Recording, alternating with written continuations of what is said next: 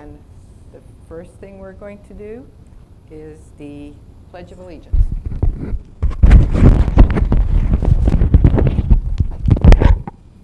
I pledge allegiance to the flag of the United States of America and to the republic for which it stands, one nation, under God, indivisible, with liberty and justice for all. Okay. And Mr. Licari will do the roll call. Chairwoman Pat Rogers. Here. Vice Chairman Bill Colombo. Here. Member Jim Hoster. Let the record show that Member Jim Hoster is absent this evening. Member Dennis Kapp. Let the record show that Member Dennis Kapp is absent for this meeting. Member Bod Reed. Member Sherry Scherer. Here. Member Joseph Parisi. Here. Now, the next thing we need to do is approve the board's minutes for the last meeting on November 6th, 2019. Motion to approve the minutes? Second. All in favor? Aye. Aye. Motion passes. Are there any comments from the general public or staff? No. Okay. Are there any comments or questions from the board members? Just happy to see you all here, and I hope you all had a wonderful Thanksgiving and have a wonderful upcoming Christmas, and look forward to serving another year with you folks on the board. Thank you. Second that. Ditto. I'm not sure if that was a motion or not. It was a comment. I can't second that because Thanksgiving's over. Put that in the form of a motion. Okay. After that, we have the agenda, which is board business. And our first order of business is to select a new chairman or chairperson and vice chair. I motion to elect Pat Rogers to continue being chairwoman of the Board of Adjustments. I second that. All in favor? Aye. Okay. So now we need to select a vice chair.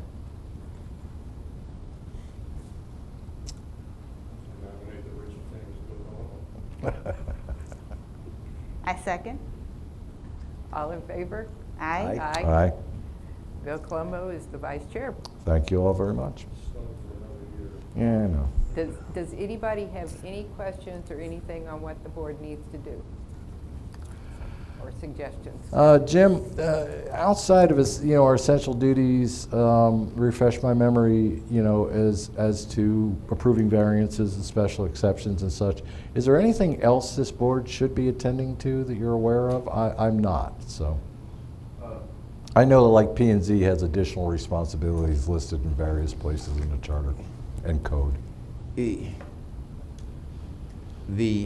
short answer is no, but I'll stick my nose maybe where it doesn't belong a little bit, but just to kind of help you with, I think, what the question is.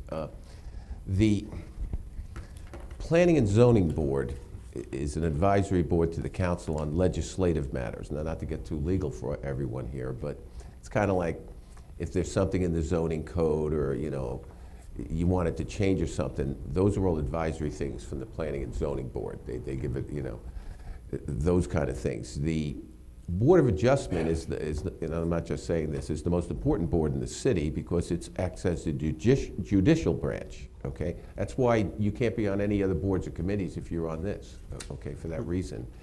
And so you make quasi-judicial decisions. Now, obviously, council sits as both in that regard, but that's why. So technically, I looked it up before, presuming someone would ask that.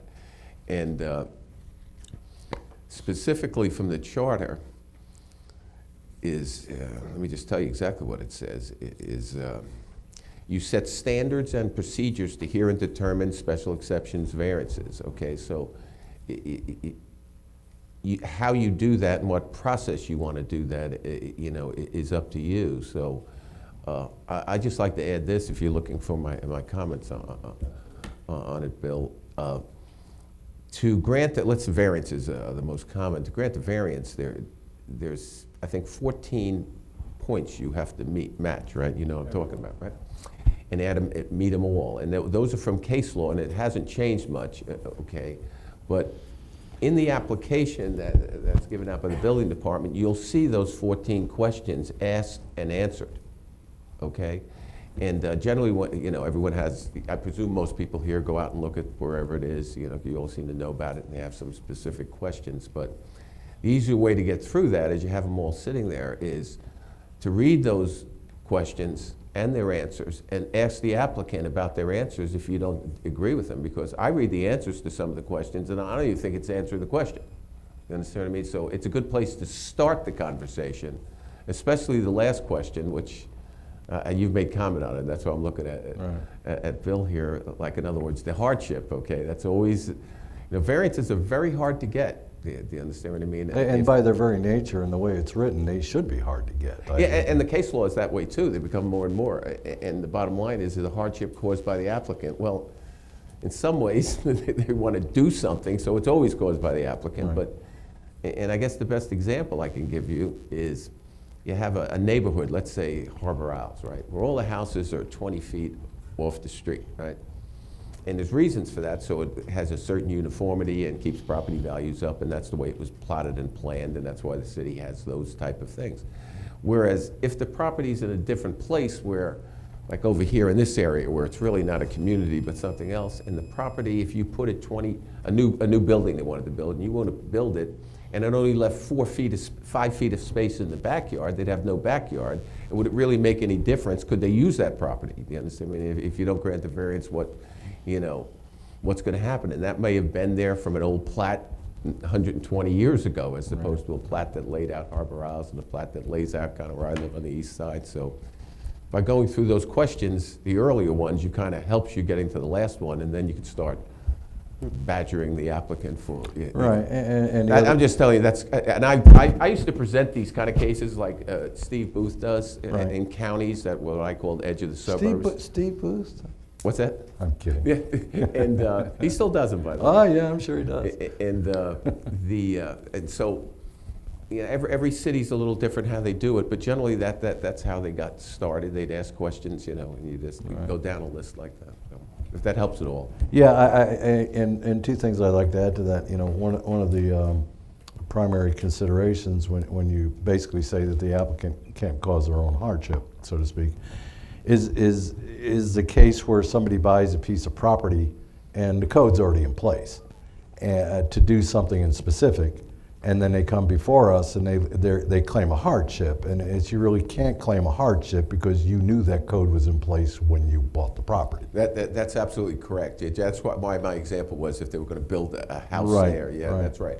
But the other point you made as to the very nature of this board being quasi-judicial in nature, which is why you are here as the city attorney, Right. and we rely heavily on you because we are in fact invariably acting in a quasi-judicial capacity. So your legal counsel is valuable to the committees. Because we're going to do one of those next Tuesday with council, I forget, on the planning and zoning thing, I believe the new PUD on Washington Street. And several of these have been appealed. Remember, there was a bunch of them years ago, Bill. And what'll happen is, remember, the appeal can come from the applicant if you turn it down, but anyone in the city could appeal, anyone that's affected by it. If a bunch of people group together and they're an interested party, they could appeal as a group. And when it gets appealed, they have to transcribe the record. Okay, so someone sits and listens to that and spends a lot of money typing out everything that's said. And so that's why I'm so touchy about, we'll let them finish, or don't stand there, it's got to be picked up, and sometimes it's very hard to pick it up. So in other words, the applicant has an opportunity to speak, and they could be asked questions, but when they're done, do you have anything else you want to say? You understand? Because if that's not followed, they're going to send it back. They're not going to overrule you in the city council and say, oh no, it's a bad decision. They're going to send it back. Right.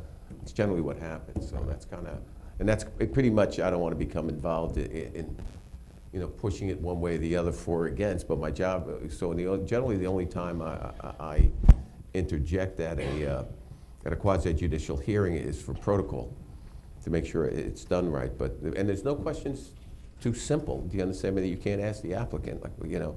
And then I guess the last comment is, many questions are, well, what do you intend to do there?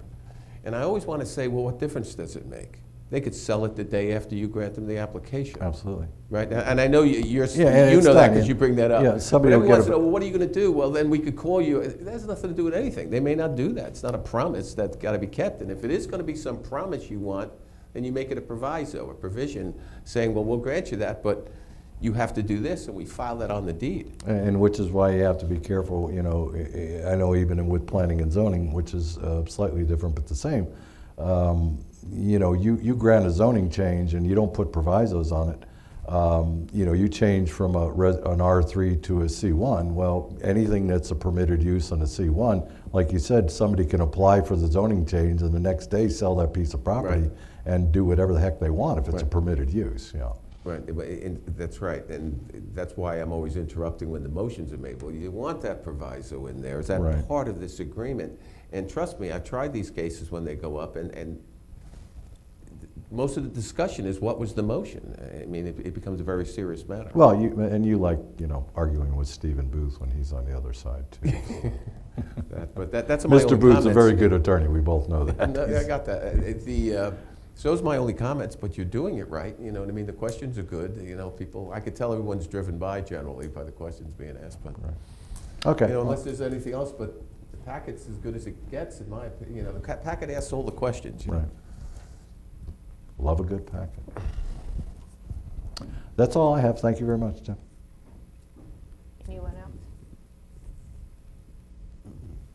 Well, I have one comment that is city adjacent. On December 16th, over at the Light of the World facility, there is going to be a community Christmas dinner that is put on by Somebody Cares Pasco, which covers several different churches who go and do cleanup, fix-up work for people in need, help provide food. Anyway, it's a community dinner at December 16th at 6 p.m. on 8114 Leo Kidd Avenue. And then at 7, under the tent that's outside, there's going to be caroling. We're going to have hot chocolate, and there's going to be toys for the kids, for anybody that needs to come by and pick up toys for kids. And if they're worried about the pandemic, we're going to set it up with a drive-through area too, where they don't even have to get out of their cars. They can just drive in, we can hand them what they want, and they can leave. So you're all invited. Oh, who cares? I wanted to add one other thing. It just kind of occurred to me. You know, I had asked this afternoon's meeting be moved up because it was basically procedural in nature. You know, I'm all for earlier meetings, but then also I understand why our city has traditionally held evening meetings because then it's more available to the working public out there. So if we were to go for a other than 7 o'clock start date, then, you know, I'm not sure how much earlier than 7 o'clock I'd be inclined to want to go because, you know, I'm all for early meetings. I don't have anything better to do, but, you know, keeping in mind that, you know, the 7 o'clock, what used to be 7:30 and now is 7 o'clock is a date that's primarily for the benefit of people that may want to attend a public meeting and work. And obviously a 4 o'clock meeting for them is a hardship, so. Since I do have a job and have to get up early, if there's any way we could move them from 7 to 6 would be great. I think 6 o'clock would be good enough for people to come after work. I'm okay with that, but I would leave that up to, you know, I would solicit the input of you, Jim, and Well, you, I was Mr. chatting Foss. about that before the meeting started, and someone could appeal if a meeting is not reasonably scheduled, okay? That's a very loose interpretation of that. And so organizational meeting like this, you could do it anytime you want, of Right, course. right. But if it's something of a more major nature, that, you know, because common sense tells you a lot of people are going to show up, you might want to do it at 7 o'clock. But just if it's just one person on the block there or whatever, you know, anything that's past the dinner hour, like 6 o'clock, you know. Well, I mean, I might Yeah. suggest that Yeah. we kind of plan, I don't know if I should do this in the form of a motion, but that we consider a default time of, say, 6 o'clock. And again, for you working folk, that might be jamming, you know, for you folks that work for the city, that might be jamming you up. You may prefer a longer time between the end of the workday and coming back. But I would suggest a 6 o'clock default start time. Yeah, I think you should You know, discuss that, whether you do it by motion or by consensus. Yeah, and, let, you know- let Pat do the. Yeah, and pending, with you know, Sal. if there's an extenuating circumstance or the applicant, 6 o'clock doesn't work for them, that we're flexible in moving it to a later time.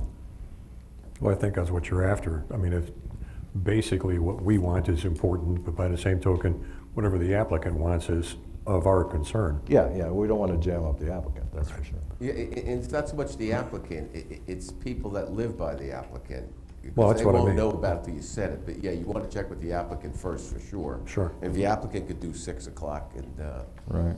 you know, 6 o'clock's pretty reasonable from the cases I've read, you know what I mean? It's, you know, if somebody calls up and it's Sal's just not gonna be there at 6:30, he can announce that or something. If it's somebody that's working and wasn't getting home at 6:30, you could start the meeting and have that person address, you know, if it's a neighbor. You could do all those things. Well, I make a motion that we set a default start time for Board of Adjustment meetings for 6 o'clock and that we remain flexible in moving that as necessary. I'll second that. Are there any other comments? Comments from staff on that, you guys, Dallas? Does that make it easier for you? Yes, okay. The only comment that I would ask is, you know, for instance, for an agenda like this, in case we ever have that, if that time could be shifted to maybe an earlier time like this. Because, you know, because of course we don't have an applicant or anything, you know, today, so I'm just saying, you know, instead of the default time, you know, I think this 4 o'clock works better for staff, you know, and whatnot to do something like this. Well, like I said, again, I'm all for 4 o'clock. Yeah. I mean, I think for everybody in this room is good for 4 o'clock. You folks are already here, you do this, you're done, you go home for the day and make your dinner and relax, you know. So, So do you want to amend? I will amend my motion to 4 o'clock for a start time for Board of Agenda meetings, again, flexible as to the individual meetings to be moved to a later time if necessary. I'll second that too, because the only thing I ever have to do in the afternoon is make sure that I've got my fishing line out. Anybody else have any comments on that? So. Jim, are we good doing that, do you think? You're fine if you're gonna, you know, if it's just an organizational meeting with no applicant, to do it anytime you want, 4 o'clock, or whatever. Yeah, but I mean, but with an applicant, we're looking, then Well, basically. yeah, the applicant and potential, you know, protestants, as they're technically known.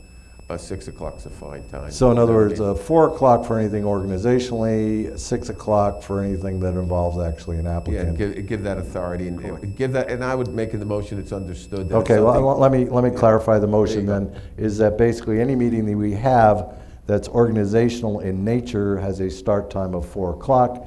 Any other meetings where we're actually sitting in a quasi judicial capacity, our default start time will be 6 o'clock, and again, amendable if necessary. Is there a Sounds good. second? Yes. Okay? Everybody comfortable with that? All in favor? Aye. Aye. Motion passes. Okay. That makes a lot of sense. Somebody should be looking for an adjourn now. Yeah. I can't make a motion. You could add, you could say, looking for a motion to adjourn. Looking for a motion to Motion adjourn? to adjourn. Second. All in favor? Aye. Aye. Thank you all very much. Thank you.